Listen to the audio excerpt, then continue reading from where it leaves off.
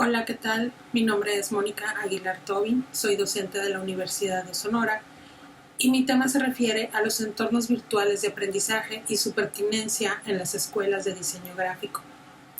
Este es un trabajo, cabe aclarar, que se realizó en el 2017.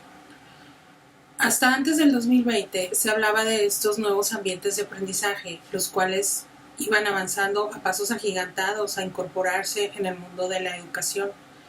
Era cada vez más frecuente encontrarse con nuevas ofertas educativas en esta modalidad, la cual ofrece muchas ventajas, entre las que podemos destacar cuestiones como la eficacia, ya que convierte al estudiante en el centro del proceso de aprendizaje, la inclusión, debido a que ese tipo de educación abre oportunidades a sectores normalmente relegados y vulnerables, la economía, dado que el estudiante se evita gastos de transportación, de abandono del trabajo, etc.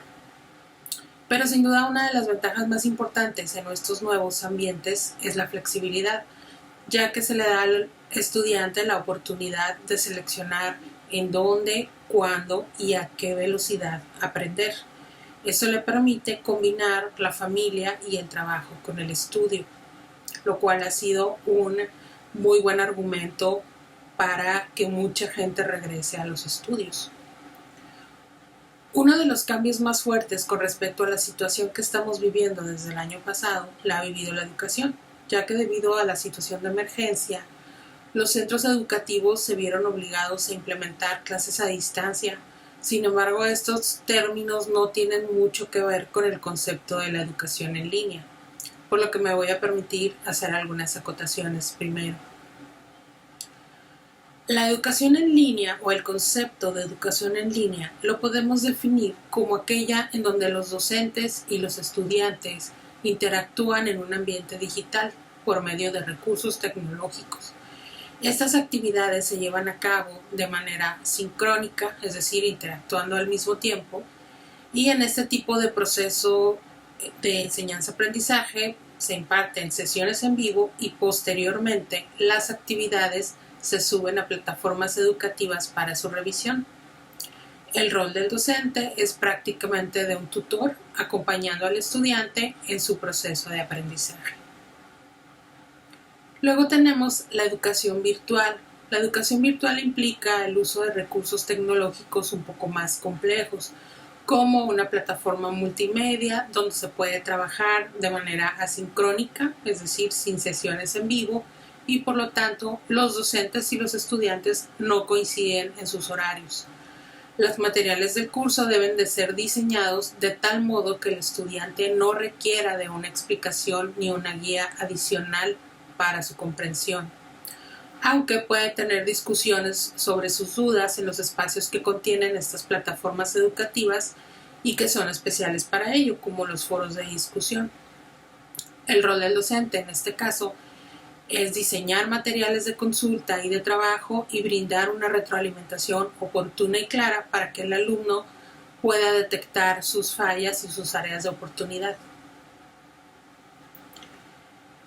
Luego tenemos otro concepto que es la educación a distancia. Esta puede ser mixta, es decir, una parte presencial y otra virtual, o una parte sincrónica y otra asíncrona. No necesariamente es indispensable tener una conexión a Internet o contar con recursos computacionales.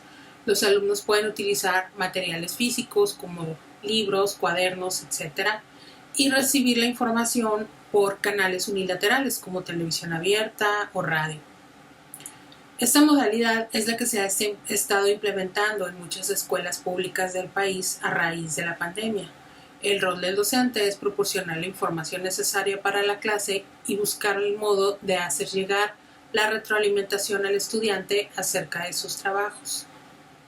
La educación remota de emergencia es un concepto surgido a raíz de la emergencia sanitaria, que puso a los sistemas educativos de todo el mundo y de todos los niveles en una situación urgente en la que hubo que adaptarse para trabajar a distancia en un tiempo muy corto. Además de estar adaptando los recursos didácticos al mismo tiempo para poder ejercerlos a distancia, ya sea de manera síncrona o asíncrona. En este tipo de educación los roles aún no se encuentran definidos, ya que cada institución e incluso cada docente de una misma institución ha trabajado la situación y ha manejado la emergencia de una manera diferente. Aclarado esto, además de todo, cuando se trata de disciplinas tan particulares como lo es el diseño gráfico, el tema se vuelve un poco más complicado, ya que el dominio de la técnica que tradicionalmente se enseña bajo el formato del atelier, que es el término francés que significa taller, desde la primera escuela formal del diseño, que fue la Bauhaus, ha sido la manera de transmitir el conocimiento en lo que a nuestra disciplina se refiere. El espacio donde el maestro de este taller tiene a sus aprendices y le enseña a sus pupilos cómo es que se deben de realizar las cosas. ¿Qué es lo que contiene este taller o este atelier, este modelo de atelier? Pues un contacto muy estrecho del maestro con los estudiantes y diciendo a distancia muy corta, personal, y diciendo con una asesoría personalizada, puliendo estas técnicas de cualquiera de los estudiantes. Entonces, los roles de los actores cambian considerablemente con la virtualización de la enseñanza. El estudiante lo que tiene que hacer es abandonar este papel pasivo y de receptor del conocimiento y el docente convertirse en un regulador de la información, incluso a veces en una especie de soporte técnico, ayudándole al estudiante a manejar desde fallas en su computadora a qué hacer con toda la información que puede encontrar. Entran al proceso también otros elementos como son las plataformas digitales y sus distintas maneras de interactuar, tanto entre compañeros como el profesor. Están esas opciones de los trabajos en equipo, por ejemplo, que han tenido una dinámica muy distinta.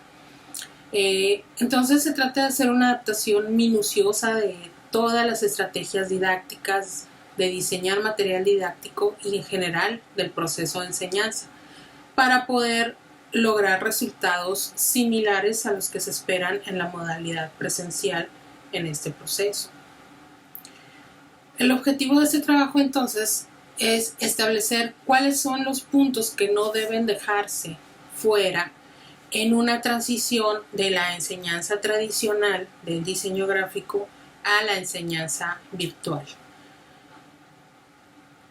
Dicha transición se orienta hacia el aprendizaje a distancia o hacia la modalidad B-Learning, que es esta famosa modalidad híbrida, y toma como punto de referencia las modalidades tradicionales más utilizadas en la enseñanza del diseño, como es el taller. El diseño es práctico por naturaleza y el diseñador tiene que enfrentar problemas prácticos en su día a día como profesional. Y para poder hacer frente a ese tipo de situaciones, su preparación debe de dominar las bases de la creación del diseño. Si bien es cierto que el diseñador puede resolver estos problemas de una manera intuitiva, estará mejor preparado aquel que cuente con las bases teóricas que fundamenten estas soluciones y que justifiquen todas estas soluciones que se pueden ofrecer. Durante el primer contacto con el diseño, decía Gusius Wong, el estudiante debe de aprender sobre conceptos básicos de formas, de estructuras, la lógica visual, la comprensión de los elementos del diseño y su posibilidad de organizar estos elementos, así como las limitaciones con las que se puede encontrar. Entonces, este proceso debe de ser cuidadosamente guiado por el docente para una mejor comprensión de los conceptos, por lo que las técnicas didácticas para el autoaprendizaje en este tipo de enseñanza deben de estar cuidadosamente diseñadas para poder cumplir con estas funciones. La dinámica que domina el sistema de trabajo de los diseñadores es la misma sobre las que la mayoría de las instituciones de educación superior enseñan en el diseño. La dinámica que domina el sistema de trabajo de los diseñadores es la misma sobre la que la mayoría de las instituciones de educación superior enseñan el diseño. En el taller de diseño, la enseñanza se da mediante la didáctica de aprendizaje basado en problemas en la mayoría de las instituciones, la cual es sumamente conveniente para este formato del taller, ya que un aprendizaje generado solucionando problemas genera aprendizajes significativos, es decir, aquellas teorías, aquellos conceptos, aquellos métodos que el estudiante obtenga pueden ser vinculados directamente a experiencias concretas. Uno de los momentos más importantes y más significativos en la enseñanza presencial del diseño, si tomamos el taller de diseño como ejemplo, son las discusiones que se dan en el taller, en este espacio, este diálogo en el que el estudiante defiende, argumenta y justifica su trabajo, y su debate con el docente o con el resto del grupo para demostrar y para reafirmar aquellos aprendizajes que se han obtenido a través de la solución del problema de diseño. De igual manera, se prepara al estudiante para aprender a argumentar y defender su trabajo en su vida profesional. Son precisamente este tipo de detalles los que tienen grandes implicaciones y que se ponen en riesgo a realizar este cambio a la modalidad virtual, este traslado a la videoconferencia, pues es muy fácil arriesgar estos espacios de retroalimentación y de diálogo, de discusión, de argumentación a la hora de presentar el resultado de un proyecto. Es por eso que es muy recomendable destacar los medios de comunicación sincrónica dentro de la plataforma, como los chats o los videochats, las famosas videoconferencias, en donde se abre este espacio para poder intercambiar esta información. Siempre hay que especificar en los diseños instruccionales de las materias que es un punto que no se debe de descuidar. Otro tema importante también son los materiales didácticos que manejaremos dentro de las asignaturas correspondientes al diseño gráfico. Es muy importante que al generar este tipo de materiales, los equipos de trabajo sean interdisciplinarios. Este sería el ideal para poder lograr un buen producto didáctico. La complejidad de este diseño, de este proceso, dependerá de la calidad académica y pedagógica que se tenga como meta, así como de la complejidad y la variedad de los medios empleados. Los contenidos, al igual que en cualquier materia virtual, se van a determinar a partir de los objetivos institucionales, de los objetivos del programa y obviamente de los objetivos de la asignatura. Por la naturaleza de la disciplina del diseño, en condiciones tradicionales el material didáctico para las materias prácticas de diseño es de por sí muy diferente a las materias teóricas. Cuando lo estamos adaptando a una modalidad virtual, además de cumplir con las condiciones particulares que se tendrían que cubrir en una modalidad presencial, dichos materiales deben de favorecer la autonomía, por ejemplo. Esta va a ser y siempre tiene que ser una condición para cualquier material didáctico que esté dirigido a la educación virtual o a distancia.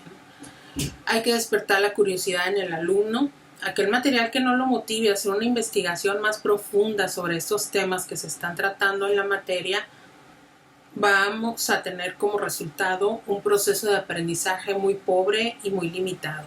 Siempre debemos de estar tratando de despertar esta curiosidad. Hay que relacionar también conocimientos y experiencias previas con lo que se está enseñando.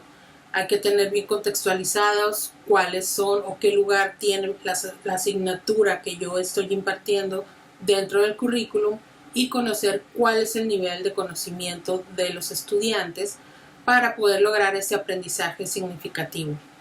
Si el alumno no ha cursado una materia de semiótica, por ejemplo, no podemos inferir que podrá hacer un análisis de algún tipo para alguna marca, ¿no? Los materiales deben de tener también originalidad. Hoy en día prácticamente todos los estudiantes tienen acceso a la misma información que sus profesores. Por lo tanto, es muy decepcionante para un estudiante que en su primera investigación en la red arroje exactamente los materiales que le fueron proporcionados por el docente. Hay que procurar que estas imágenes y que estos ejemplos visuales sean originales, ya sea de elaboración propia, para que el resto de la información que ellos investiguen sea un complemento nada más a la información que nosotros les estamos dando, en lugar de que sea un duplicado.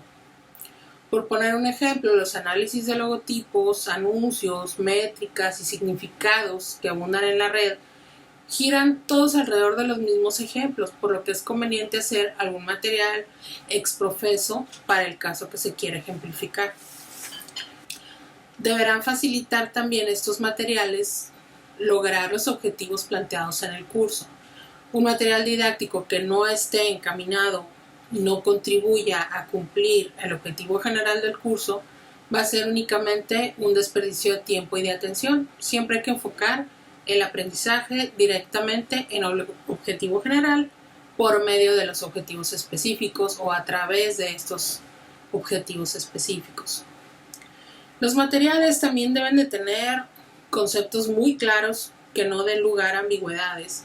Cuando se trata de un tema teórico, los conceptos tienen que ser muy precisos para no ocasionar confusiones ni malos entendidos que puedan generar por conceptos o por conocimientos no adecuados. En el caso de los ejemplos gráficos, todo debe estar perfectamente señalado. Si es necesario hacer intervenciones en los gráficos para poder hacer anotaciones correspondientes y de esta manera evitar alguna confusión. Estos mismos materiales también deben de motivar la construcción del conocimiento.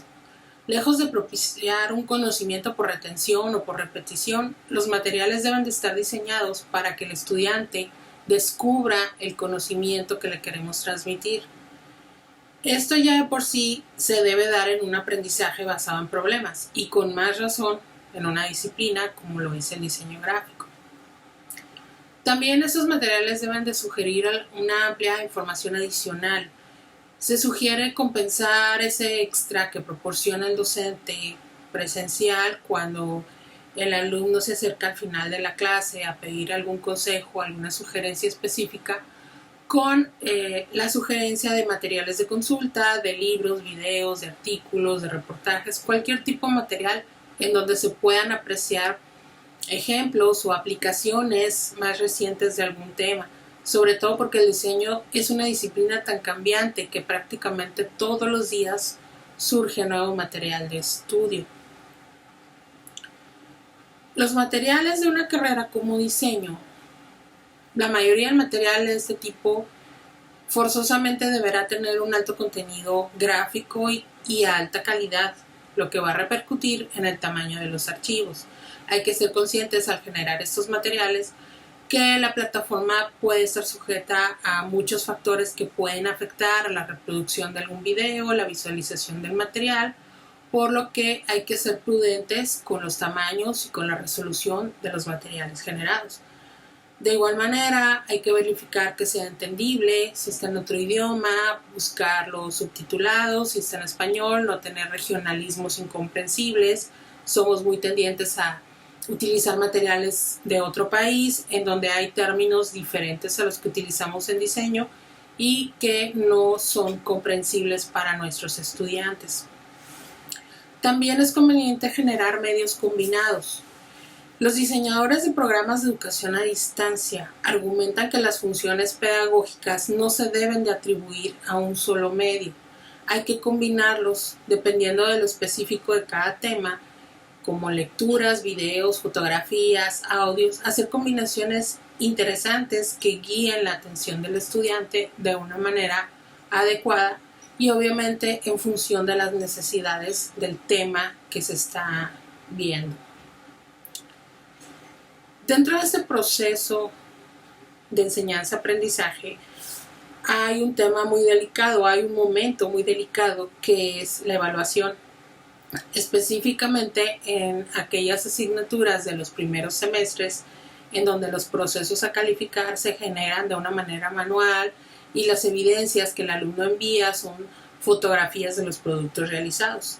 Es aquí donde el docente debe tener sumamente claro qué es exactamente lo que está buscando en la evaluación y para ello se puede auxiliar de una rúbrica en donde desde el principio del curso se detallen los puntos específicos a evaluar y el valor que va a tener cada uno de esos puntos. Actualmente muchas de las escuelas de diseño están reestructurando sus planes de estudio con enfoques muy cargados hacia las tendencias digitales.